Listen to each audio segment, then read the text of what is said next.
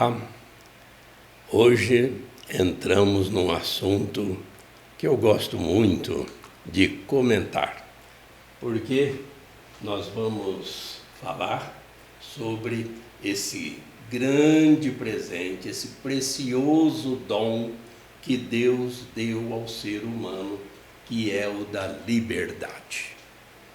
O homem é totalmente livre por graça de Deus.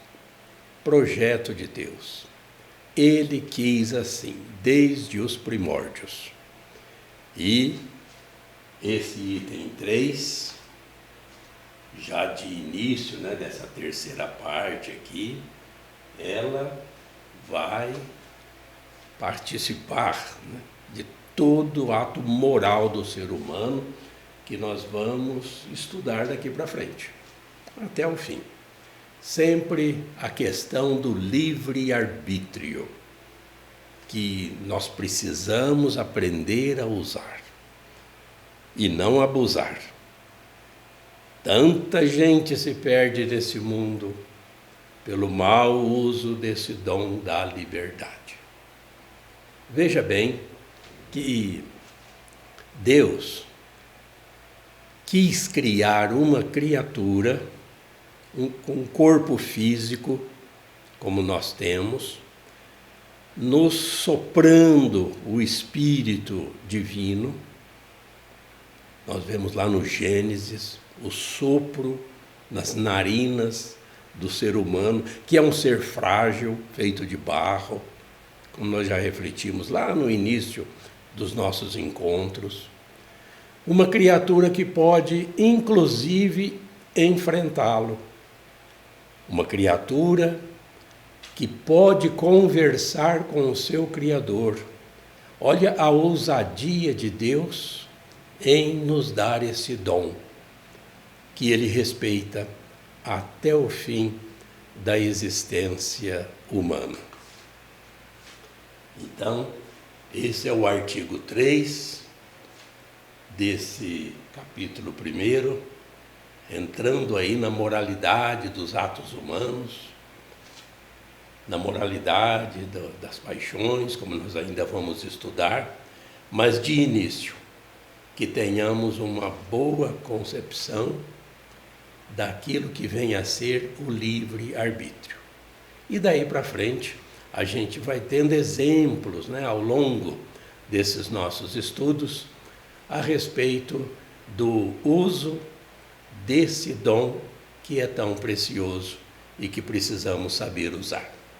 Então vamos lá, a partir do parágrafo 1730, nós vamos até o parágrafo 1738, nem vamos esgotar todo esse artigo ainda, porque ele vai até o 1742. Mas é bom que a gente vá assim, devagar, pensando bem, refletindo, comentando, para que nosso estudo seja, embora a rapidez de uma videoaula seja sempre premente, mas é bom que a gente tenha noções claras a respeito. Então vamos lá, vamos ler. A liberdade do homem. Deus criou o homem dotado de razão e lhe conferiu dignidade de uma pessoa agraciada com a iniciativa e o domínio de seus atos. Deus criou o ser humano e o entregou às mãos do seu arbítrio. Eclesiástico, capítulo 15, versículo 14. Para que pudesse ele mesmo procurar seu Criador e, a este aderindo livremente, chegar à plena e feliz perfeição. O homem é dotado de razão e por isso é semelhante a Deus. Foi criado livre e senhor de seus atos. Então, logo de início, como a gente vê na economia da salvação, desde os primórdios, Deus criou o ser humano e o entregou a seu livre-arbítrio. Deus quer a perfeição do ser humano, está aqui. Deus quer que nós cheguemos à plena e feliz perfeição. Como? Quando chegarmos em Deus, na vida eterna. Estaremos dentro da perfeição, vivendo na perfeição de Deus. Deus quer isso, mas não obriga.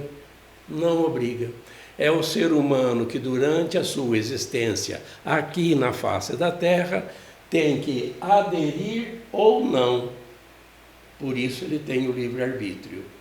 Livremente ele deve aderir a Deus.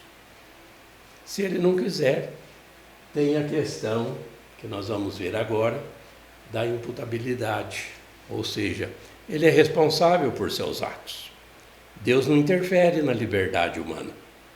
Ele já deu essa graça de sermos semelhantes a Deus, porque nós temos inteligência, temos a faculdade de raciocinar, pensar, escolher entre o bem e o mal. Aí vem a responsabilidade por seus atos.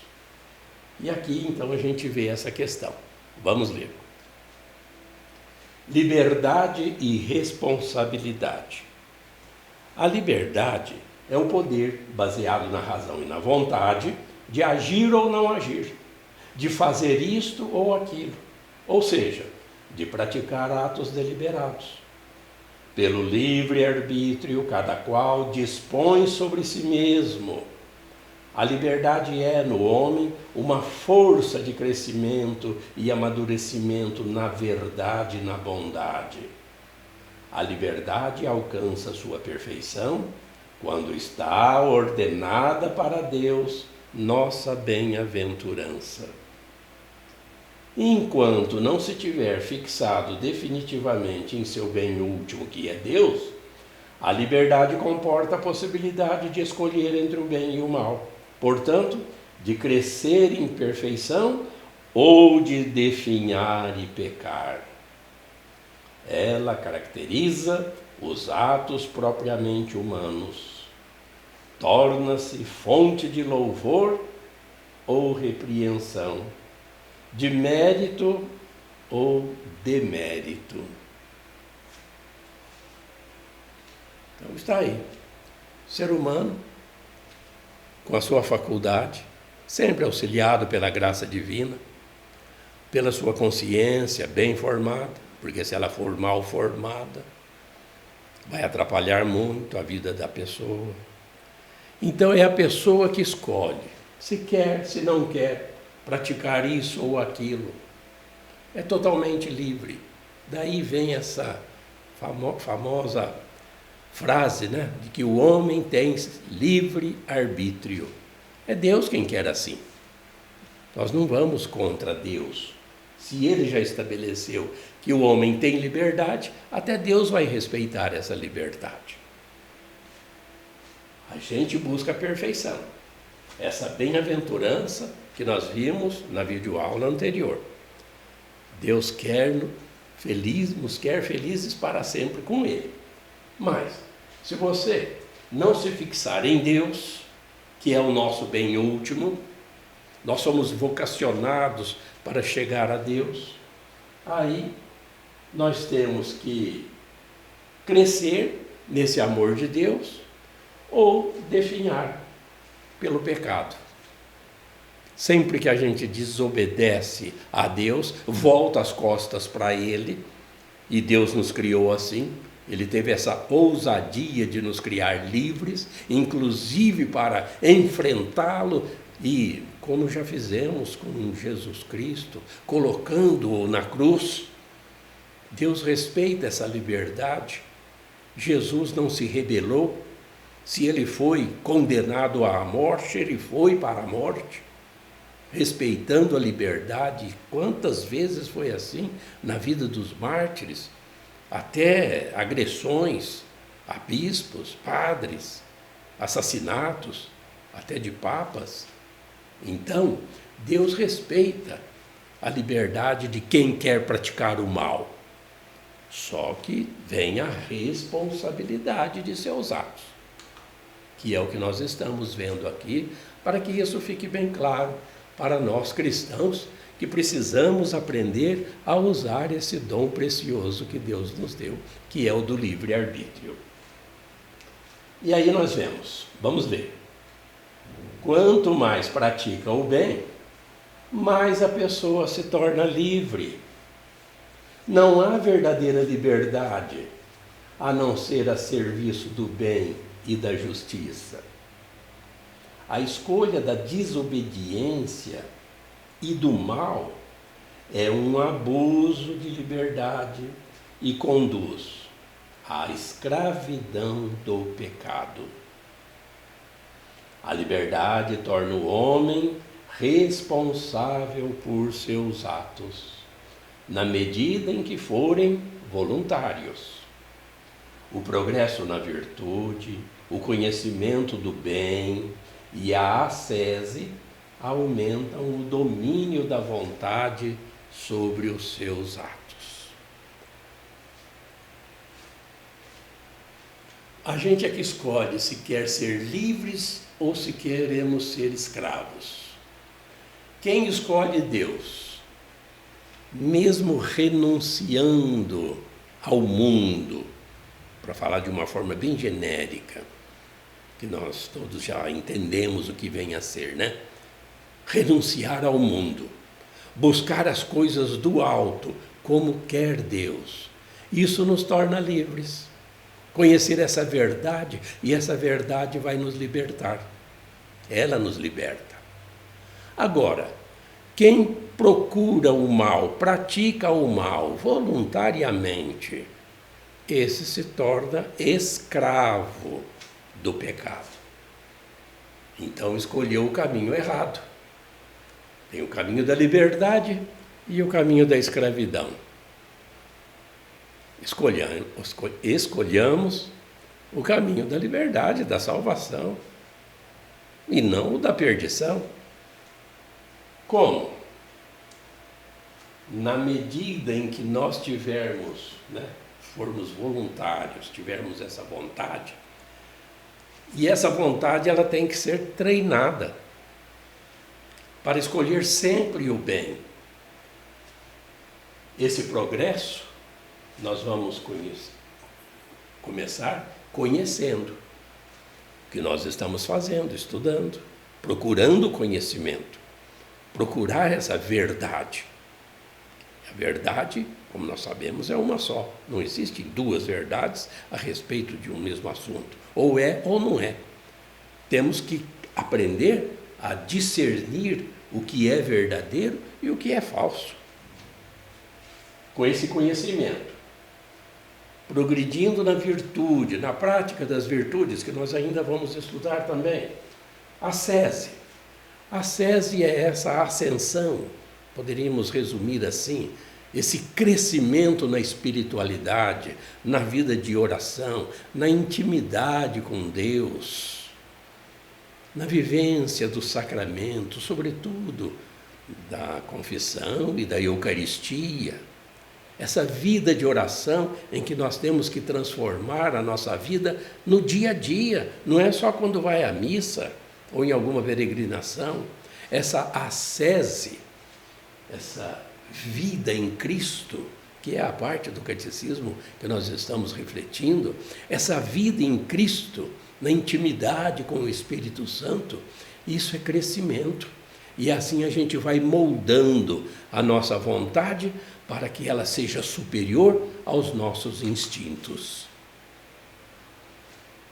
Agora vem a questão de que nem sempre, o ato é completamente mal para a pessoa.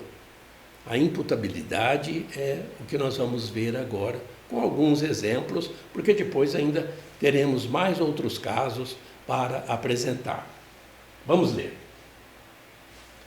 A imputabilidade e a responsabilidade de uma ação podem ficar diminuídas ou suprimidas por ignorância, inadvertência, violência, medo, hábitos, afeições imoderadas e outros fatores psíquicos ou sociais. Todo ato diretamente querido é imputável ao seu autor. 2 pontos.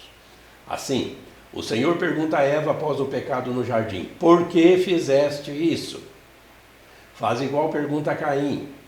Semelhante pergunta faz o profeta Natã ao rei Davi, após o adultério com a mulher de Urias e o assassinato deste último. Uma ação pode ser indiretamente voluntária quando resulta de uma negligência quanto a alguma coisa que deveríamos saber ou fazer, por exemplo, um acidente ocorrido por ignorância do Código de Trânsito. Então aqui nós já temos alguns casinhos, né? Porque cada caso é um caso que precisa sempre ser analisado. Imputabilidade, inclusive no direito penal, é quando se pode atribuir a responsabilidade de um ato a uma pessoa. Então a pessoa é responsável por seus atos. Mas essa imputabilidade, ou seja, atribuir uma culpa a alguém, ela pode ser diminuída dependendo de várias ocorrências.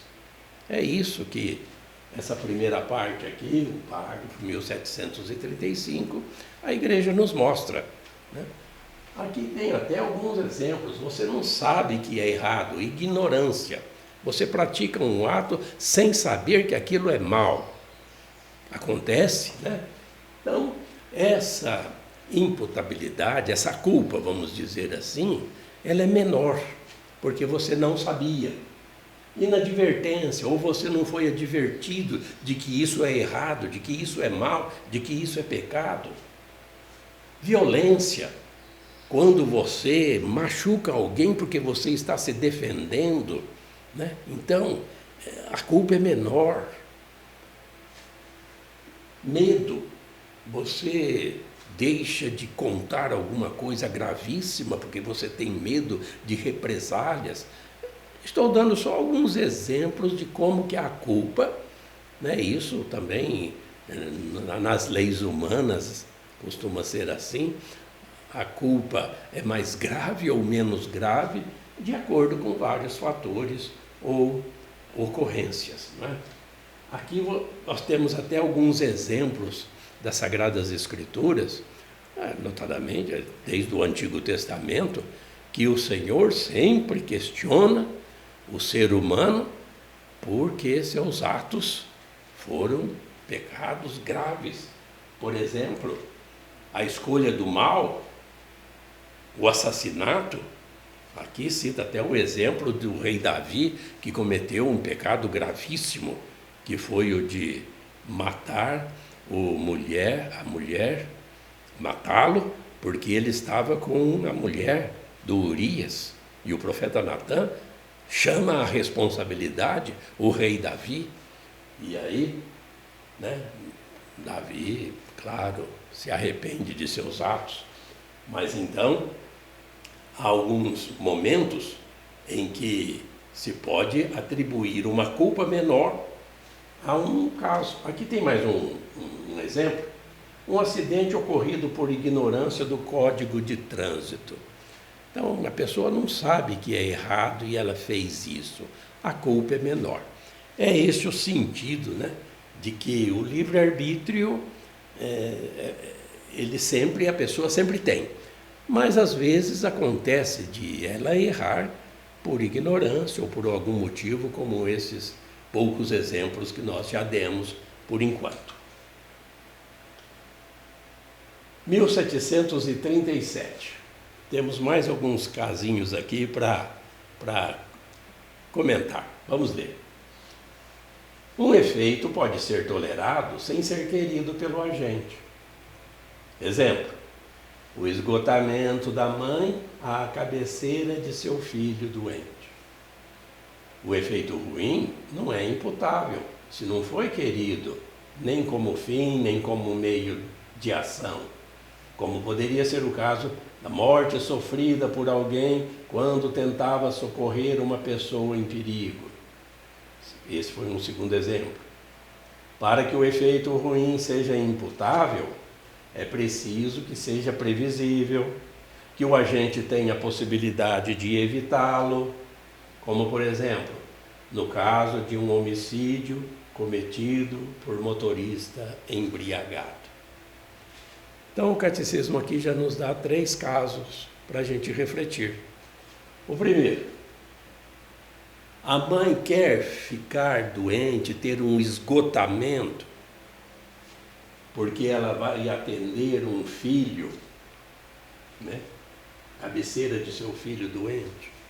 Não, qual é o efeito desse desprendimento dela na cabeceira de um filho doente? O efeito é ruim, porque ela também está sofrendo, causando sofrimento ao seu corpo. Isso não é imputável, né? Porque o fim é ótimo e pode ser tolerado esse efeito, né? Você não vai culpar a mãe por se dedicar tão amorosamente assim ao filho. Outro exemplo, quando alguém morre, imagine aí, digamos, um bombeiro que morre porque entrou num incêndio para salvar uma pessoa, ele salva essa pessoa, mas ele vem a morrer. O efeito é péssimo, a morte dessa pessoa. Então, também está aqui, não é imputável. Você não pode atribuir culpa a esse bombeiro, que pelo contrário, é herói. Uma pessoa que se joga num rio, num lago, no mar, para salvar uma pessoa, e essa pessoa mesmo que vai tentar salvar, acaba se afogando, morrendo. Não é o fim esperado, mas ela estava tentando praticar um ato bom. Essa também não é imputável a essa pessoa que tentou salvar alguém. Agora, é o contrário quando o fim é previsível. E aqui tem um exemplo muito claro. Aquela pessoa que vai dirigir um veículo embriagado perde reflexos, sabe que pode ocasionar um desastre, um acidente, uma morte ou deficiências físicas em pessoas que vierem ser atropeladas por ele. Isso tudo é previsível. Então, como que nós sabemos, né, que os crimes de trânsito com motoristas embriagados são hediondos? É claro que esta pessoa tem que ser atribuída a culpa a essa pessoa, porque ela poderia ter evitado isso. Então, são exemplos bem claros que todos nós conhecemos. E terminando essa parte por hoje, né, nós temos esse último parágrafo, 1738, que lemos agora. A liberdade se exerce no relacionamento entre os seres humanos. Toda pessoa humana, criada à imagem de Deus, tem o direito natural de ser reconhecida como ser livre e responsável. Todos devem a cada um esta obrigação de respeito. O direito ao exercício da liberdade é uma exigência inseparável da dignidade da pessoa humana, sobretudo em matéria moral e religiosa. Este direito deve ser reconhecido civilmente e protegido nos limites do bem comum e da ordem pública. Meus irmãos e minhas irmãs, olha a condenação que o catecismo faz, a igreja faz, a todos aqueles tiranos, opressores, que escravizam o ser humano, lhes tirando esse dom da liberdade. Isso é inadmissível. Todo ser humano tem esse direito natural. Por que natural? Porque é Deus quem deu a liberdade. Nenhum ser humano pode tirar. Não pode. É um ato de Deus, é um ato divino, o livre-arbítrio. E esse direito tem que ser reconhecido civilmente. Está aqui a condenação a todas as ditaduras que procuram, quase que em primeiro lugar, suprimir a liberdade moral e religiosa de seus súditos, de seus oprimidos. Quantos países e nações ao longo de milênios tiveram, desde os primórdios do cristianismo, esse desrespeito à liberdade? Então, nós estamos terminando esses estudos de hoje, mostrando o quão precioso é o dom da liberdade que Deus nos deu. Claro que nós vimos também que a pessoa é responsável por seus atos. A nação é democrática, né? Nós, pelo menos, é o melhor sistema político que já tivemos até hoje, é a democracia. Ao contrário, completamente ao contrário da ditadura, quando os governos procuram o bem comum. Quando os governos procuram o bem comum. Nós sabemos que nem sempre é assim que acontece. Que muitas vezes esses políticos, essas autoridades, buscam primeiramente a si mesmos, né, a se locupletarem com as glórias, as famas, os dinheiros, os recursos que são de todos, e tanta miséria provocam, porque usam mal esse dom da liberdade. É o abuso da liberdade que eles também têm. Deus sabe que isso acontece desde Jesus Cristo, quando nos disse: pobres sempre tereis convosco, porque os tiranos oprimem seus povos. Isso está no Evangelho. Ou seja, a pessoa é responsável por seu ato. A justiça de Deus vai acontecer.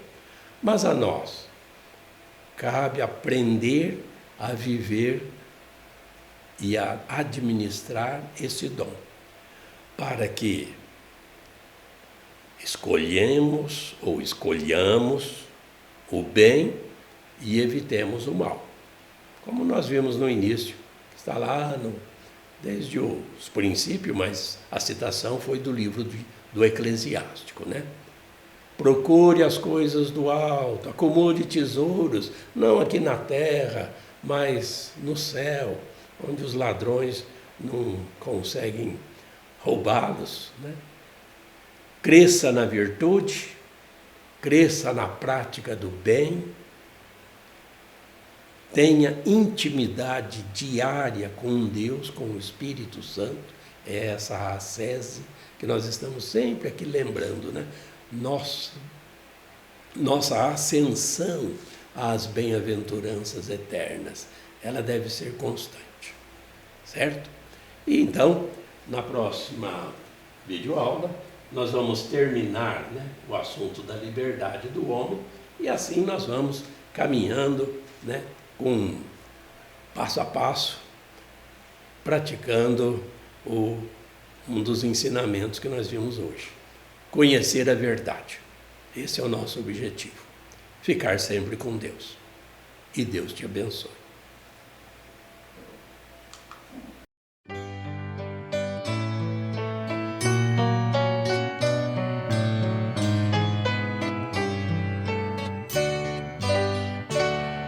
A fé é compromisso que é preciso repartir.